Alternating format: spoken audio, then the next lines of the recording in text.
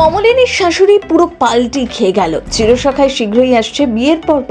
চন্দ্রর সাথে বিয়ে ভাঙলে স্বতন্ত্রকে বিয়ে করবে কমলিনী। প্রতিটা ছোট ছোট বিষয়ে খেয়াল রাখছে নতুন কাকু। কমলিনীর এবার একার লড়াই, কিন্তু কুর্চির স্বামী মাঝখান থেকে ঝামেলা করবে না তো? সৈনিকে বিদায় করে চন্দ্র নতুন প্ল্যান সাজাচ্ছে। কি হতে চলেছে আগামী পর্বে? ধারাবাহিকে গতকালের পর্বে দেখানো হয়েছে কোর্টে বিচারকের সামনে চন্দ্রর উকিল বলতে থাকে চন্দ্র মাঝের 20 বছর স্মৃতি হারিয়ে একটি হোমে ছিল, আর সেখানে সোহিনী নামের এক মহিলার সাথে তার আলাপ পরিচয় হয়। কিন্তু যখনই চন্দ্র স্মৃতি ফিরে আসে তখনই সে আবার কলকাতা বাড়িতে মা স্ত্রীর কাছে ফেরত চলে আসে। কিন্তু তার স্ত্রী তাকে কোনোভাবেই মেনে নিচ্ছে না। তার স্ত্রী অন্য একজনের সাথে সম্পর্কে আছে। কমলিনীর উকিল সোহিনীর লেখা সেই চিঠি পেশ করে। সোহিনীর সাথে যে চন্দ্র একটা আলাদা সম্পর্ক আছে সেটা চিঠিতেই বোঝা যায়। চন্দ্র বুঝতেই পারছিল বড় বিপদে পড়েছে সে। এই চিঠিটা এই কেসের বড় প্রমাণ হতে পারে। এরপর কমলিনী এবং নতুনকে টেনে যে নোংরা ইঙ্গিত করেছে প্রতিপক্ষ উকিল, সেই কথার ভিত্তিতেই কমলিনীর উকিল জানায় নতুন অর্থাৎ স্বতন্ত্র একজন খুব সম্মানীয় ব্যক্তি। তিনি একজন প্রফেসর।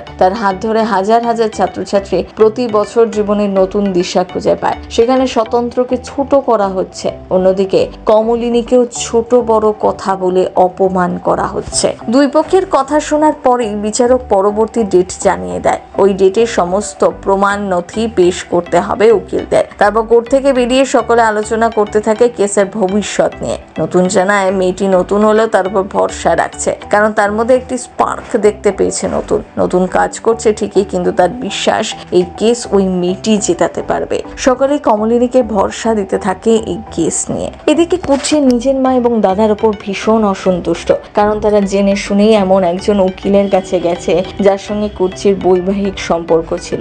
যদিও তারা এখন দুজনে আলাদা থাকে, তাও তাদের মধ্যে আইনিভাবে ডিভোর্স হয়নি। কুর্চির একজন সন্তান আছে, আর সন্তানের জন্যই আটকে গেছে সে। এদিকে কমলিনী আদৌ চন্দ্রর হাত থেকে মুক্তি পাবে কিনা সে নিয়ে তার চিন্তা। কমলিনী জানিয়ে দেয় এই কেস শেষে কমলিনী চন্দ্রকে বাড়ি থেকে বের করে দেবে, আর যদি চন্দ্র বাড়ি থেকে বেরোতে না চায় তাহলে নিজেই বেরিয়ে যাবে সে। এখন দেখা যাচ্ছে স্বতন্ত্র কমলিনীর প্রতিটা ছোট ছোট পদক্ষেপ নজরে রাখছে। কমলিনী পাশে থাকছে সবসময়। চন্দ্রর সাথে কেস লড়তে জিততে সাহায্য করছে স্বতন্ত্র।